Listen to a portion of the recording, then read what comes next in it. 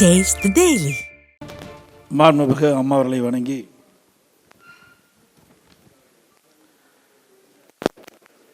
கடலூர் மாவட்டம் கடலூர் சட்டமன்ற தொகுதிக்கு உட்பட்ட பல அமைப்பைச் சேர்ந்தவர்கள், கடலூர் மாவட்டத்தைச் சேர்ந்த பல அமைப்பைச் சேர்ந்தவர்கள் தங்களுடைய பிரச்சனைகளை சுருக்கமாக எங்களுடைய கவனத்திற்கு எடுத்து வைத்திருக்கின்றீர்கள். இந்த நிகழ்ச்சியில் பங்கு பெற்றிருக்கின்ற முன்னாள் அமைச்சர் அருமைச்சர் MC சம்பத் அவர்களே, முன்னாள் அமைச்சர் அருமைச்சர் ரஹீம் அவர்களே, அப்துல் ரஹீம் அவர்களே, இந்த நிகழ்ச்சியில் பங்கு பெற்றிருக்கின்ற கடலூர் வர்த்தக சங்கத்தினுடைய தலைவர் திரு GRK துரைராஜ் அவர்களே, நகை வியாபாரி சங்கத்தினுடைய தலைவர் திரு V பாலு செட்டியார் அவர்களே, சிறு குறு தொழில் கூட்டமைப்புடைய தலைவர் திரு அசோக்குமார் அவர்களே, சிப்காட் தொழிற்பேட்டையினுடைய தலைவர் திரு ரமேஷ் பிரபாகர் அவர்களே, வியாபாரி சங்கத்தினுடைய செயலாளர் திரு பவானி ஜெயபால் அவர்களே, மரட்டார் விவசாய சங்கத்தினுடைய தலைவர் திரு தனபால் அவர்களே, பொதுநல அமைப்பினுடைய சங்கத்தினுடைய தலைவர் திரு சேகர் அவர்களே, மற்றும் இந்த நிகழ்ச்சியிலே பங்கு பெற்றிருக்கின்ற தமிழ்நாடு அனைத்து கூட்டுறவு குடியிருப்போர் சங்கத்தினுடைய நிர்வாகிகள், பணி ஓய்வு பெற்ற அரசு ஊழியர் சங்கம், கடலூர் மாநகர் முக்கியஸ்தர்கள் மற்றும் வர்த்தக சங்கத்தினுடைய மாவட்ட செயலாளர் திரு வரதராஜன் அவர்களே மற்றும் திரு மாதவன் அவர்களே, வருகின்ற பல்வேறு அமைப்பினுடைய நிர்வாகிகளே, பத்திரிகையாளர்களே, ஊடக நண்பர்களே, அனைவருக்கும் என்னுடைய முதற்கண் வணக்கம். இன்றைக்கு ஒவ்வொரு அமைப்பினுடைய தலைவர்களும் தங்கள் வைக்கின்ற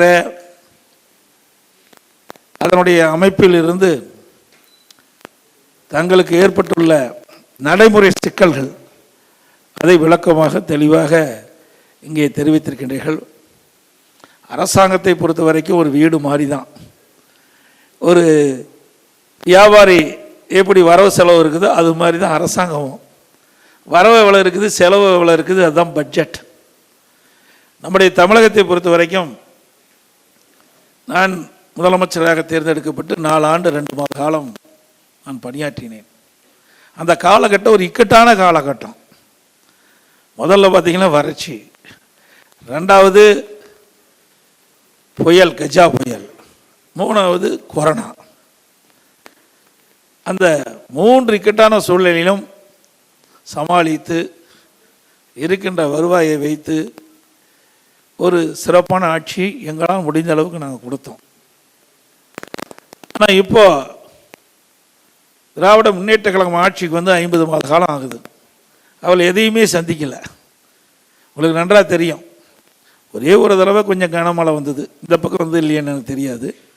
அந்த பக்கம் விழுப்புரம் பக்கம், இங்கே ஒரு கடலூரில் கூட ஒரு பகுதியில் அந்த தென்மனை ஆற்றிலிருந்து வந்த நீர் கரையோரத்தில் இருக்கிற மக்கள் பாதிக்கக்கூடிய அளவுக்கு அந்த வெள்ள நீர் சூழ்ந்தது. ஆனால் பெரிய பாதிப்பெல்லாம் எதுவுமே இல்லை. 50 மாத காலத்தில் இந்த அரசுக்கு நெருக்கடியான சூழ்நிலை எந்த விதத்திலும் வந்ததா எனக்கு தெரியல. இருந்தாலும் இந்த 4 வருடத்தில் இவ்வளோ பிரச்சனை இருப்பது என்று இங்கே சுட்டி காட்டுகின்றீர்கள். நான் பிரச்சனையை சந்திக்கின்ற பொழுது குறையில்லாமல் வாழ்ந்தீர்கள். இந்த ஆட்சியில் எவ்வளவு பேரிடர்கள் எதுவுமே இல்லாமல் இருக்கிற இந்த சூழ்நிலையிலேயே இன்றைக்கு வியாபாரிகள் பாதிக்கப்பட்டிருக்கிறார்கள், சிறு குறு நடுத்தர தொழில்கள் பாதிக்கப்பட்டிருப்பது. இப்படி பல அமைப்பைச் சேர்ந்தவர்கள் இங்கே தங்களுடைய கருத்துக்களை, பாதிப்புள்ள கருத்துக்களை, அதை எப்படி சரி செய்ய வேண்டும் என்ற விளக்கத்தையும் இங்கே தெரிவித்தீர்கள். இங்கே கூட பேசுகின்ற பொழுது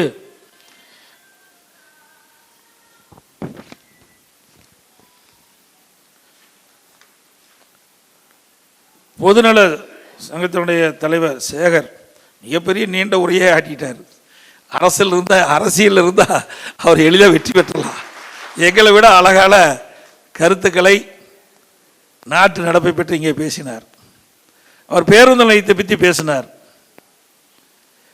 அந்த பேருந்து நிலையம் அதிமுக ஆட்சி இருக்கின்ற பொழுது அருமை சகோதரர் சம்பத் அவர்கள் அந்த மையப்பகுதியில் மாவட்ட ஆட்சியாளர் அலுவலகத்துக்கு அருகில் சுமார் ஒரு 18 ஏக்கர் நிலம் கையகப்படுத்தப்பட்டு அங்கே ஒரு நவீன பேருந்து நிலையம் அமைக்கப்படும்.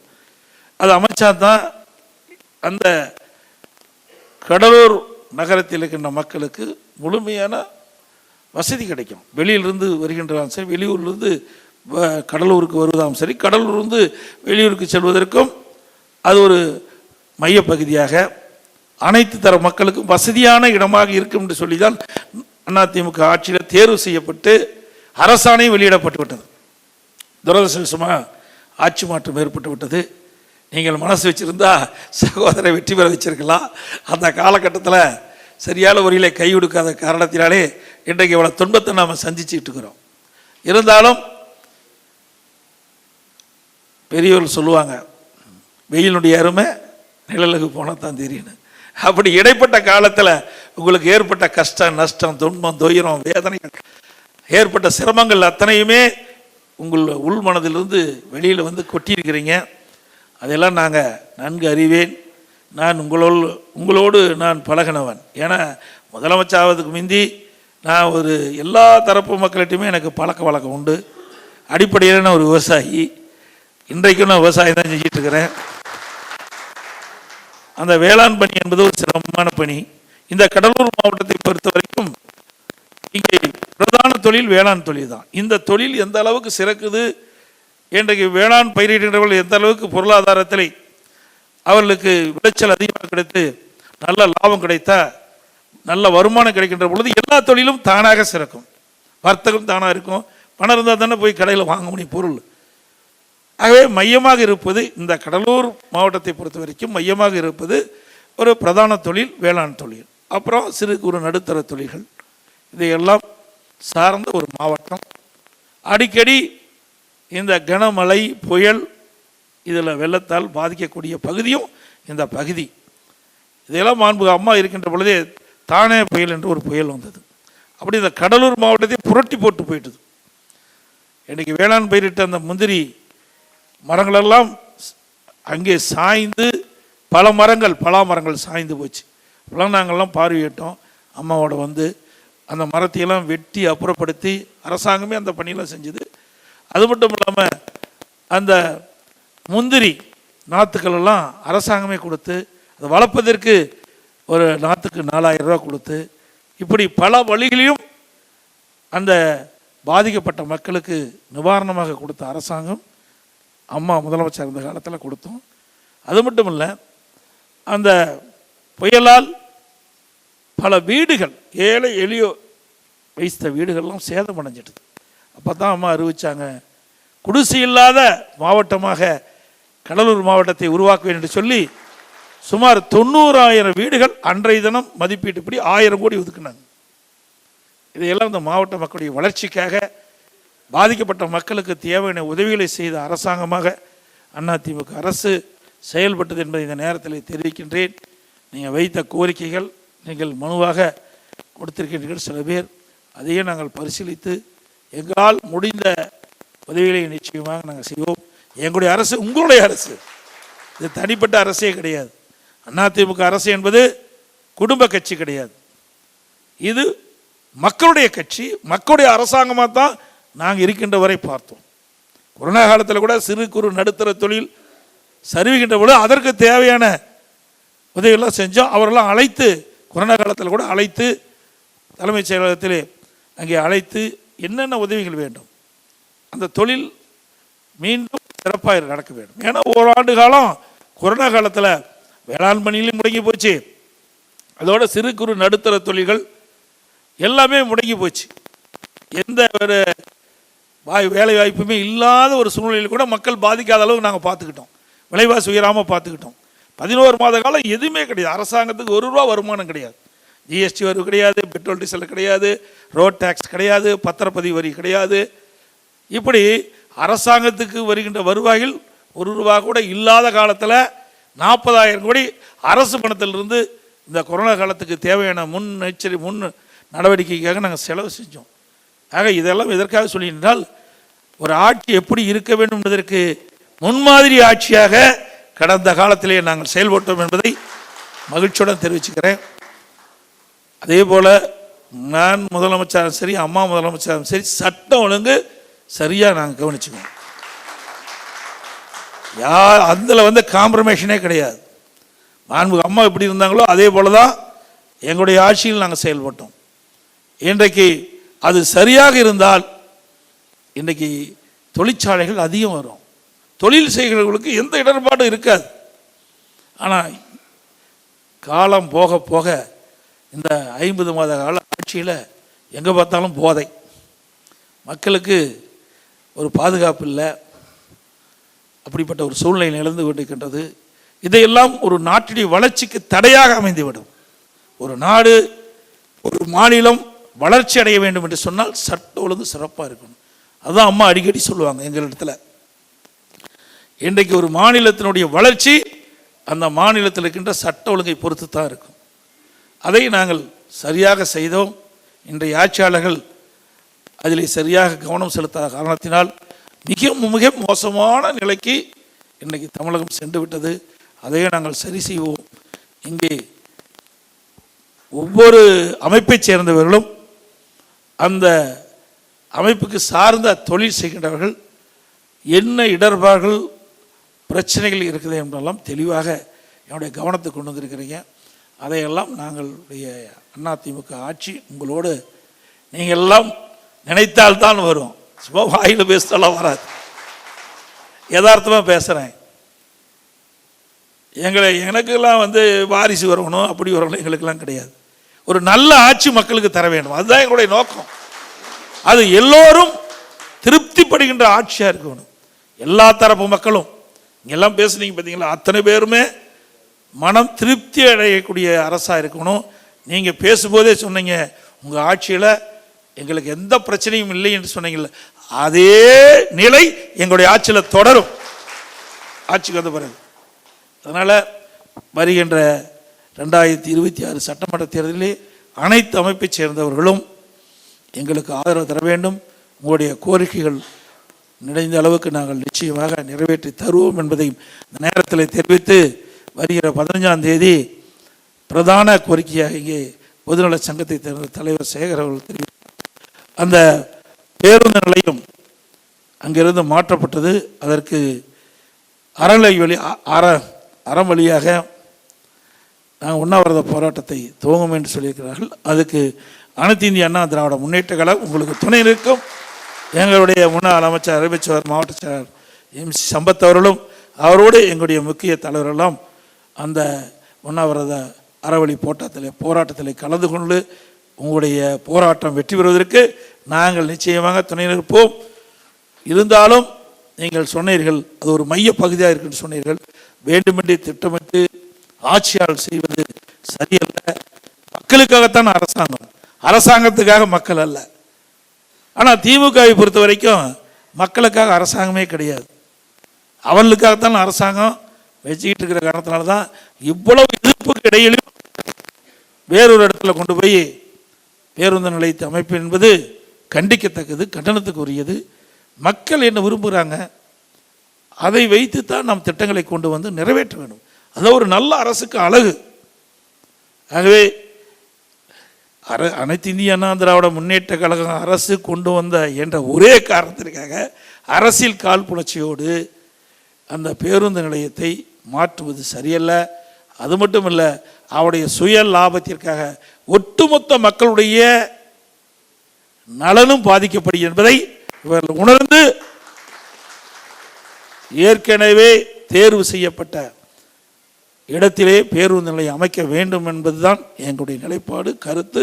உங்களுடைய கருத்து அதுதான். அதற்காக நாங்கள் எப்பொழுதும் உங்களுக்காக துணை நிற்போம் என்ற நேரத்தில் தெரிவித்து, விவசாயத்தை பொறுத்த வரைக்கும் பல கருத்துக்களை சொல்லியிருக்கிறார்கள்.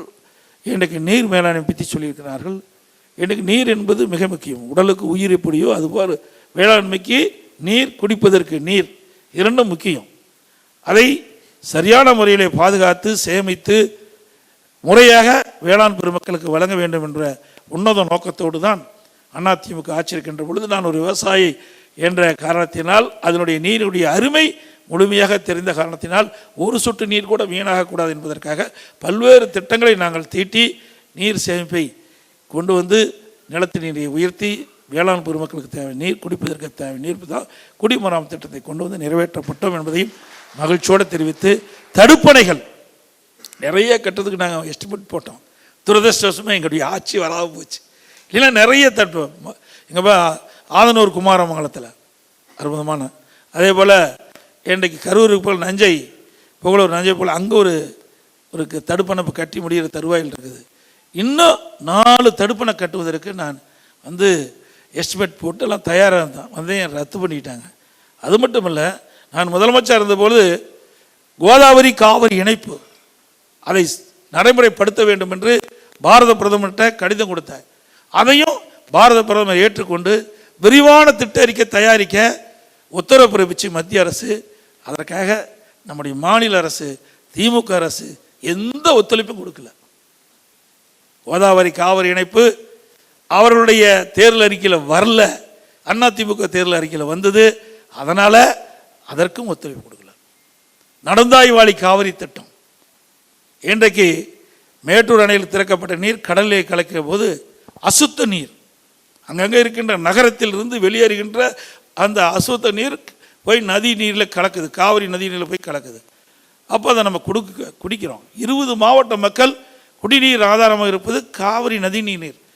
அந்த நீர் மாசுபடக்கூடாது என்பதற்காக நடந்தாய்வாளி காவிரி திட்டம் என்ற திட்டத்தை நான் முதலமைச்சர் இருக்கின்ற போது பாரத பிரதமருக்கு கோரிக்கை வச்சு பிரதமர் நரேந்திர மோடி அவர்கள் அதை ஏற்றுக்கொண்டு குடியரசுத் தலைவர் உரையிலே இடம்பெற செய்து இந்த ஆண்டு அந்த திட்டம் நடைமுறைக்கு வந்துள்ளது என்பதை மகிழ்ச்சியோடு தெரிவிக்கிறேன். அதை கூட சொல்ல மாட்டேங்கிறாங்க இந்த அரசாங்கம். ஏன்னா அது நான் கொண்டு வந்த திட்டம் என்ற ஒரே காரணத்திற்காக இவர்கள் எந்த அழுத்தம் கொடுக்காமல் இருந்தாலும் கூட நான் தொடர்ந்து மத்திய அரசிட்டை வலியுறுத்தி 11,500 கோடி கொடுக்குறாங்க. 11,500 கோடி இந்த திட்டத்திற்காக கொடுக்குறாங்க. அந்த நகர்ப்புறத்திலிருந்து வெளியேறுகின்ற அந்த காவிரியினுடைய இரு கரை ஓரங்களிலும் இருக்கின்ற நகரத்திலிருந்து வெளியேறுகின்ற நீர் பேபி கிணல் அமைச்சு செம்பு கட்டி சுத்தப்படுத்தி காவிரி ஆற்றிலே ஓடுறது. அதேபோல் பவானி சாகர்லேருந்து வருகின்ற நீர் காவிரியில் கலக்குது. அதேபோல் நகரத்திலிருந்து வெளியேறுகிற நீர் அதே போல் பேபி கிணல் அமைச்சு செம்பு கட்டி விட்டாங்க. நொய்யிலிருந்து வருகின்ற நீர், அமராவதியிலிருந்து வருகின்ற இந்த நதியிலிருந்து வருகின்ற நீர்களெல்லாம் சுத்தமான நீராக இருக்க வேண்டும். குடிப்பதற்கு சுத்தமான நீர், பாசனத்திற்கு சுத்தமான நீர் கிடைக்கக்கூடிய சூழ்நிலையை ஏற்படுத்தி கொடுத்த அரசு எங்களுடைய அரசு என்பதை இந்த நேரத்தில் சுட்டிக்காட்ட கடைபிடிக்கிறேன். பல பேருக்கு இது தெரியாது. நடந்தாய்வாளி காவிரி திட்டம் இந்த ஆண்டு 990 கோடி ஒதுக்கிட்டாங்க. 990 கோடி முதற்கட்டமாக மத்திய அரசு, மாநில அரசு, மத்திய அரசு பங்கு 60%, மாநில அரசுடைய பங்கு 40%. இப்படி விவசாயிகளுக்கு நல்ல நீர் கிடைக்க வேண்டும், பாசனத்திற்கு நம் குடிக்கின்ற நீர் சுத்தமான நீராக கிடைக்க வேண்டுவதற்காக. இல்லைன்னா பல நோய்கள் நம் உடலில் வந்து விடும். குடிநீர் என்பது மிக முக்கியம், சுகாதாரம் என்பது மிக முக்கியம். இதையெல்லாம் கருத்திலே கொண்டு எங்களுடைய அரசு செயல்பட்டது என்பதை இந்த நேரத்தில் தெரிவிக்க விரும்புகின்றேன். அதாவது பிளாஸ்டிக் பற்றி சொன்னீங்க. நான் தான் அதுக்கு உத்தரவு போட்டேன், தடை உத்தரவு போட்டேன். பிளாஸ்டிக் பயன்படுத்தக்கூடாது, அதையெல்லாம் தடை செஞ்சோம். ஆனால் மக்கள் அதுக்கு தேவையான ஒத்துழைப்பு கிடைக்கல. எவ்வளவோ நான் வந்து கடுமையாக நடவடிக்கை அங்கே இருக்கின்ற கடைகளெல்லாம் போய் சோதனை செஞ்சு நடத்தினேன். மக்களும் ஒத்துழைப்பு கொடுத்தா தான் எந்த ஒரு திட்டத்தை கொண்டு வந்தாலும் மக்களுடைய ஒத்துழைப்பு இல்லாமல் அந்த திட்டம் நிறைவேற்ற முடியாது. அது பிளாஸ்டிக் என்பது மிக ஒரு முக்கியமான பிரச்சனை. ஏன்னா அது நிலத்தில் போட்டாலும் அது மக்கிறதில்லை, அது வெளியில் போய் கடலில் கலந்தாலும் இன்றைக்கு அதில் சுகாதாரக்கேடு ஏற்படுகிறது. இதெல்லாம் கருத்தில் கொண்டு தான் இந்த பிளாஸ்டிக் பயன்பாட்டை தடை செய்ய வேண்டும் என்ற ஒரு நோக்கத்தோடு அதிமுக செயல்பட்டது என்பதையும் தெரிவித்து, இங்கே பெருந்திரளாக பல அமைப்பைச் சேர்ந்த தலைவர்கள் வந்து தங்களுடைய ஆதங்கங்களை இங்கே தெரிவித்திருக்கிறீர்கள். நீங்கள் தெரிவித்த கருத்துக்கள் நாங்கள் உள்வாங்கி இருக்கின்றோம். நீங்கள் கொடுக்கப்பட்ட கடிதத்தின் வாயிலாக கோரிக்கையும் கொடுத்தீர்கள். அதையெல்லாம் உண்மையிலேயே பரிசீலித்து நாங்கள் நிறைவேற்றுவதற்கு அதேபோல வருகின்ற 2026 சட்டமன்ற பொதுத் தேர்தலில் நீங்கள் அத்தனை அமைப்பைச் சேர்ந்தவர்களும், நீங்கள் கொஞ்சம் தான் வந்திருக்கிறீங்க, உங்களுடைய நிர்வாகிகள், குடும்பத்தைச் சேர்ந்தவர்கள் அத்தனை பேரும் ஒருமித்த கருத்தோடு ஒரு நல்ல அரசு அமைப்பதற்கு துணை நிற்க வேண்டும் என்று கேட்டுக்கொண்டு விடைபெறுகின்றேன். நன்றி, வணக்கம்.